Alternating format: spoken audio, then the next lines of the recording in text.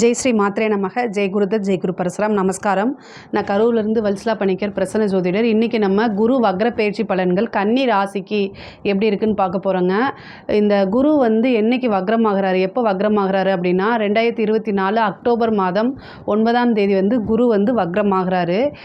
குரு வக்ர நிவர்த்தி எப்போ ஆகிறாரு அப்படின்னா 2025 பிப்ரவரி மாதம் 4ஆம் தேதி வந்து குரு வக்ர நிவர்த்தி ஆகிறாரு. கிட்டத்தட்ட 4 மாதம் இருக்குது. இந்த 4 மாத காலகட்டத்தில் வந்து குரு வக்ரம் அப்படிங்கிறது வந்து என்னென்னா உங்களுக்கு நல்ல சிறப்பான பலன்கள். ஆல்ரெடி வந்து உங்களுடைய ராசியிலேயே ஒரு வக்ர கிரகம், அதாவது ராகு கேது எப்போவுமே வக்ர கிரகம் தான். ஏன்னா அவர் ரிவர்ஸாக போகக்கூடிய கிரகங்கள். ஸோ அதனால் அது வக்ர கிரகமாக தான் எப்போவுமே இருக்கும். ஆல்ரெடி கன்னி ராசியை பொறுத்த வரைக்கும் நிறைய டிப்ரெஷனில் இருப்பீங்க. இந்த குரு வக்ரமாகறதுனால நமக்கு நன்மையாக தீமையாலாம் நினைக்காதீங்க. முழுக்க முழுக்க நன்மை தான். ஏன் அப்படின்னா கன்னி ராசியை பொறுத்த வரைக்கும் குரு வந்து உங்களுக்கு பாதகாதிபதியாக இருக்கார். அதனால் 9ஆம் இடத்துல இருக்கும்போது வக்ரமாகும் போது இன்னும் சூப்பரான பலன்கள் கிடைக்கும். அது மட்டும் இல்லாமல் கூடுதலாக வந்து உங்களுடைய ஜாதகத்தில் ஏதாவது கிரகங்கள் வக்ரமாக இருக்குது, அதாவது சுக்கிரனோ குருவோ ஏதோ ஒரு கிரகம் வக்ரமாக இருக்குது அப்படின்னா இன்னும் சூப்பரான பலன்கள்லாம் உங்களுக்கு தேடி வரும். நீங்கள் நினச்சே பார்த்துருக்க மாட்டீங்க இது நமக்கா அப்படின்னு. அந்த மாதிரி ஒரு நல்ல பலன்கள்லாம் உங்களுக்கு கிடைக்குங்க. குரு வந்து 9ஆம் இடத்துல இருந்து உங்களுடைய ராசியை பார்க்குறாரு, அப்புறம் 3ஆம் இடத்தை பார்க்குறாரு, அப்புறம் 5ஆம் இடத்தை பார்க்குறாரு. இது எல்லாமே நல்ல பலன்கள் தான். குரு வக்ரமான காலகட்டங்கள். இந்த ஒரு 4 மாதம் நீங்கள் நல்ல எஃபர்ட் போட்டிங்க அப்படின்னா இன்னும் சூப்பராக நீங்கள் இப்போ இருக்கிற லெவலை காட்டிலாம் அடுத்த லெவலுக்கு போகிறதுக்கு அமைப்புகள் இருக்குது. பொதுவாகவே கன்னி ராசி வந்து நல்ல அறிவானவங்க, இன்டெலிஜென்ட், அதாவது புத்திசாலி, அப்டேட்டடாக இருப்பாங்க. பொதுவாகவே இந்த மிதுன ராசியும் கன்னி ராசி இதுக்கும் அதிபதி வந்து புதன் தான். ஆனால் மிதுனம் வந்து பிஸ்னஸ்ஸு மற்ற விஷயங்களில் வந்து கொஞ்சம் அலட்சியமோ அல்லது சோம்பேறித்தனமோ காமிப்பாங்க. அவங்க ஒரு கலை சார்ந்த விஷயங்கள்லேயே அதிக ஈடுபாடாக இருப்பாங்க. ஆனால் இந்த கன்னி ராசியை பொறுத்த வரைக்கும் முழுக்க முழுக்க பிஸ்னஸ்ஸு, டெவலப்மெண்ட்டு, தன்னுடைய குடும்பம் இந்த மாதிரியே பாடுபடுவாங்க. அவங்க வந்து அதிகமாக வந்து ஒரு எந்த ஃபீல்டில் இருக்காங்களோ அதில் நம்பர் 1 ஆகிறதுக்கு ட்ரை பண்ணுவாங்க. அதாவது யாருடைய ஆதரவுமே இல்லாமல், அதுதான் ரொம்ப அதாவது அவங்க பேசிக்காக எங்கேருந்து வந்திருப்பாங்கன்னா ஸ்ட்ராங்காக அவங்களுக்கு எந்த ஃபவுண்டேஷனும் இருந்திருக்காதுங்க. அதாவது அவங்களாவே வந்து பில்டப் பண்ணி மேலே அவங்களுடைய அதாவது யாருடைய ஆதரவுமே இல்லாமல் சுயமாக முன்னேறி வந்திருப்பாங்க. கன்னி ராசியை பொறுத்த வரைக்கும் ஒரு சுயம்பு அப்படின்னு சொல்லலாம்னு வச்சுக்கோங்களேன். அதே நேரத்தில் அவங்களோட உழைப்பை அதாவது மற்றவங்களை காட்டிலும் பல மடங்கு போட்டு வெற்றி அடையக்கூடிய நபராக இருப்பாங்க. அதுதான் ரொம்ப முக்கியமானது. இப்போ வந்து உங்களோட ராசியை வக்ர கிரகம் பார்க்குது. ஆல்ரெடி வந்து ஒரு வக்ர கிரகம் இருக்குது.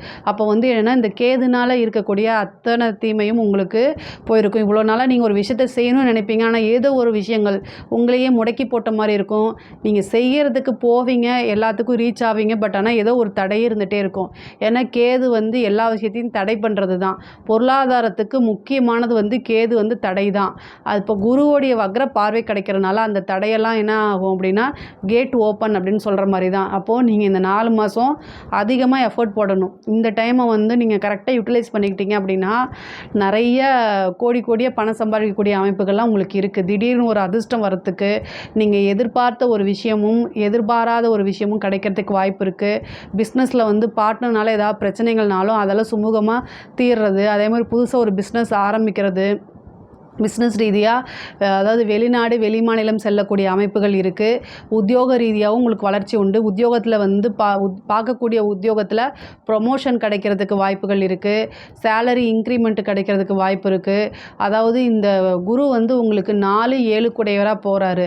அப்போது இடம் வாங்குறது, திடீர்னு ஒரு வீடு வாங்கணும்னு நினைப்பீங்க, இடம் வாங்கணும்னு நினைப்பீங்க, அது எல்லாமே இந்த காலகட்டங்களில் உங்களுக்கு ரொம்ப அருமையாக அமைஞ்சிரும். இதில் வந்து உங்களுக்கு குரு தசை வருது, குரு திசை உங்களுக்கு கன்னி ராசியில் இருக்கவங்களுக்கு யாருக்காவது குரு திசை போயிட்டுருக்கு அப்படின்னா இந்த குரு வக்ர காலங்களில் ஏதாவது நீங்கள் நல்ல அதாவது உங்களுடைய ஃபீல்டில் நீங்கள் எடுக்கக்கூடிய எஃபர்ட்டு தாங்க, வேறு எதுவுமே கிடையாது.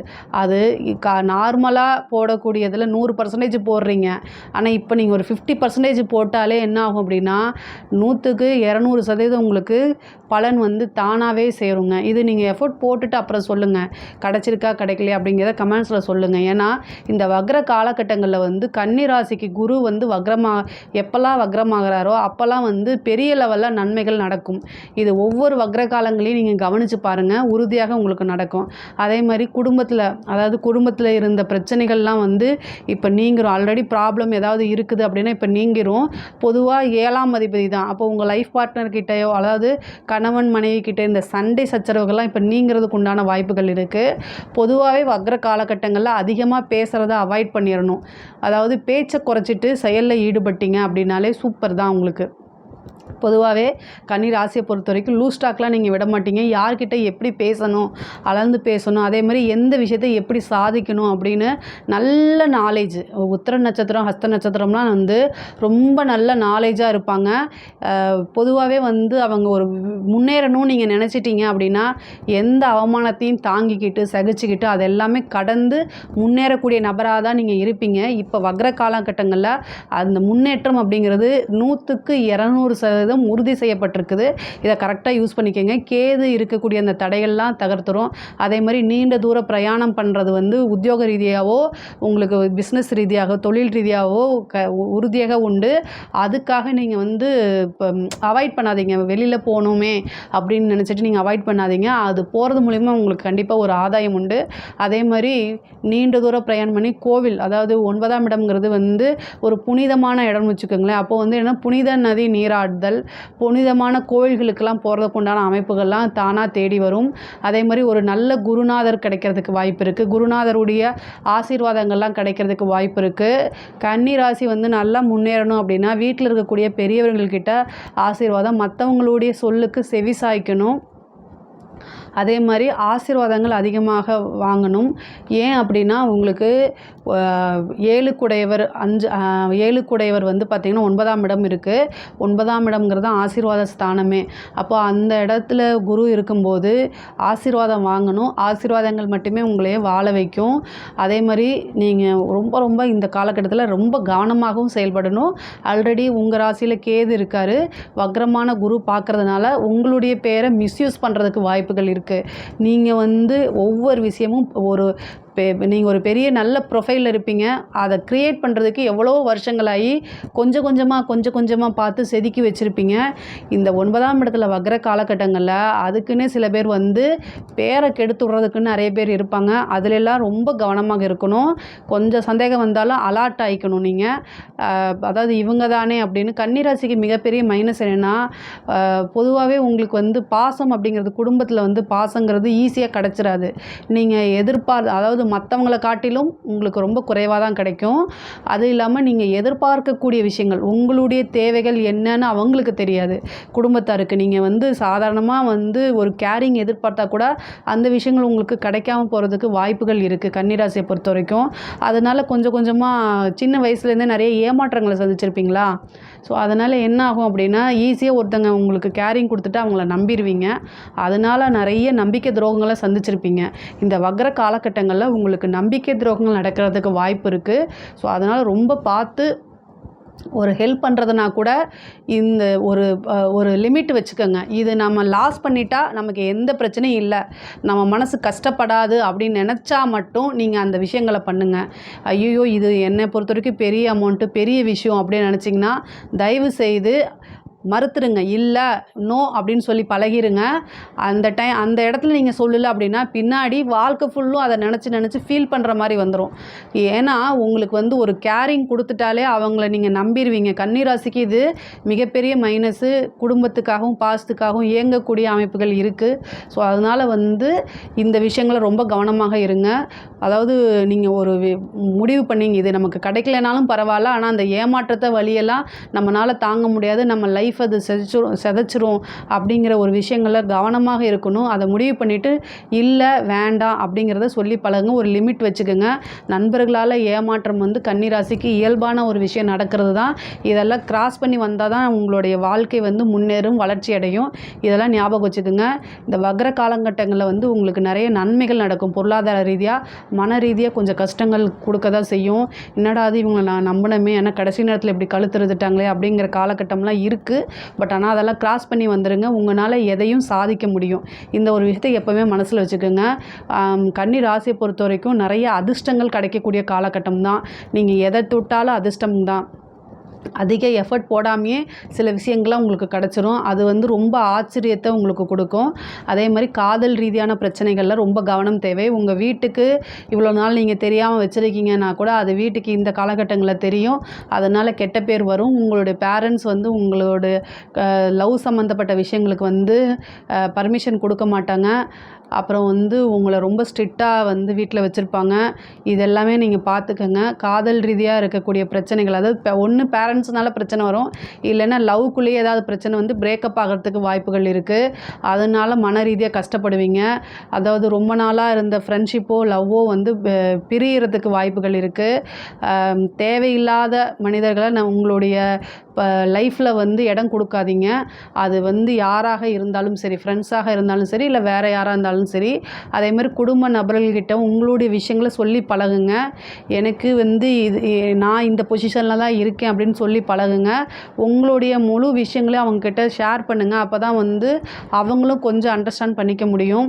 அதே மாதிரி வெளிநாடு, அதாவது கன்னி ராசியை பொறுத்த வரைக்கும் வெளிநாடு செல்லக்கூடிய அமைப்புகள் இருக்குது. தொழில் ரீதியாக இவ்வளோ நாளாக நீங்கள் ஃபாரின் போய் வேலை பார்க்கணும்னு நினச்சிட்டு இருப்பீங்களா, அவங்களுக்குலாம் இது சூப்பரான காலகட்டம். படிப்பு வந்து பார்த்திங்கன்னா பொதுவாகவே வந்து கன்னிராசி நல்ல இன்டெலிஜென்ஸ் சொன்னேன் இல்லையா, ஒரு விஷயத்தை அவங்க படிச்சுட்டு அவங்களுடைய ஓன் ஸ்டைலில் எழுதுறதுல வந்து கன்னிராசிக்காரங்க வந்து வல்லவர்கள். அதில் வந்து படிப்பில் வந்து பார்த்திங்கன்னா முன்பை விட உங்களுக்கு நல்ல அமைப்புகள்லாம் இருக்குது. கூடுதலாக கவனம், வக்ர காலகட்டங்களில் கூடுதல் கவனமாக இருக்கணும். வண்டி வாகனங்களில் போகும்போது ரொம்ப கவனங்க. 4ஆம் அதிபதி தான் அவர் உங்களுக்கு வக்ரமாக இருக்கும்போது கண்டிப்பாக பிரச்சனைகள் இருக்குது. வண்டி வந்து உங்களுக்கு மைண்டு சரியில்லை அப்படின்னா வண்டியே ஓட்டாதீங்க. கன்னிராசியை பொறுத்த வரைக்கும் மைண்டு தான் வந்து உங்களுக்கு இப்போ பிரச்சனையாக இருக்கும். அதை சரி பண்ணிக்கங்க. மனசு வேறு, நம்மளுடைய தொழில் வேறு, நம்மளுடைய படிப்பு வேறு அப்படிங்கிறத பிரித்து பாருங்கள். அது உங்களுக்கு ஈஸியாக இருக்கும். அதே மாதிரி தாயார் வழி சொத்துக்கள்லாம் வரத்துக்கு உண்டான அமைப்பு இருக்குது. நீங்கள் வந்து தாயாருடைய உடல்நிலையில் ரொம்ப கவனமாக இருக்கணும். அதே மாதிரி உங்களுடைய பூர்வீக சொத்துக்கள் வரத்துக்கு, அந்த பூர்வீக சொத்தில் இருந்த பிரச்சனைகள்லாம் நீங்கி பூர்வீக சொத்துக்கள்லாம் வரத்துக்கு உண்டான அமைப்பு இருக்குது. உடல் ரீதியாக கவனம் தேவை. மைண்டை வந்து ரொம்ப காமாக வச்சுக்கிறதுக்கு நீங்கள் இஷ்ட தெய்வத்தை வழிபாடு பண்ணுங்கள். உங்களோட குலதெய்வத்தை வழிபாடு பண்ணுங்கள். குருநாதர்கிட்ட ஆசீர்வாதம் வாங்குங்க. நீங்கள் உங்களுடைய ஃபீல்டில் நீங்கள் ஒருத்தர் குரு அப்படின்னு தேர்ந்தெடுப்பீங்களா, அவங்கக்கிட்ட வந்து அதிக நேரம் ஸ்பெண்ட் பண்ணுங்கள். உங்களுக்கு மனசுக்கு எது ரொம்ப சந்தோஷத்தை கொடுக்குதோ, எது நிம்மதியை கொடுக்குதோ அங்கே டைம் ஸ்பெண்ட் பண்ணுங்கள். அந்த விஷயங்களை அதிகமாக கூடுதலாக கவனம் செலுத்துங்க. உங்களுக்கு பெரிய லெவலில் யாராவது ஒருத்தர் எதிரி இருக்கார் அப்படின்னா அவங்கள ஈஸியாக நீங்கள் ஜெயிச்சிட முடியும். ரொம்ப புத்திசாலியான ஆள் நீங்கள். உங்களை வீழ்த்துறது எப்படின்னா பாசம் காமிச்சு தான் வீழ்த்துவாங்க. அதில் ரொம்ப கவனமாக இருங்க. அதாவது நடிப்புக்கு, அதாவது ஒருத்தங்க நடித்து இது பண்ணுறாங்க அப்படின்னா அதை நீங்கள் புரிஞ்சுக்கிட்டு ஈஸியாக புரிஞ்சுக்கிட்டு வெளியில் வரத்துக்கு முயற்சி பண்ணுங்கள். கன்னி ராசியை பொறுத்த வரைக்கும் இந்த குரு வக்ரமாகிறது அப்படிங்கிறது வந்து உங்களுக்கு இந்த 4 மாதத்தில் வந்து ரொம்ப நல்லா இருக்குது. எக்கனாமிக்கல் ரீதியாக நல்ல வளர்ச்சியை கொடுக்குது. திடீர்னு ஒரு அதிர்ஷ்டத்தெல்லாம் வந்து சேர்க்குது. பெண்களை பொறுத்த வரைக்கும் இது ஒரு சூப்பரான காலகட்டமாக தான் இருக்குது. இதில் ஏதாவது உங்களுக்கு சந்தேகங்கள் இருக்குது அப்படின்னா கமெண்ட்ஸில் கேளுங்க. கண்டிப்பாக நான் ஆன்சர் பண்ணுறேன். நம்மளுடைய சேனலை லைக் பண்ணுங்கள், ஷேர் பண்ணுங்கள், சப்ஸ்கிரைப் பண்ணுங்கள். நன்றி, வணக்கம்.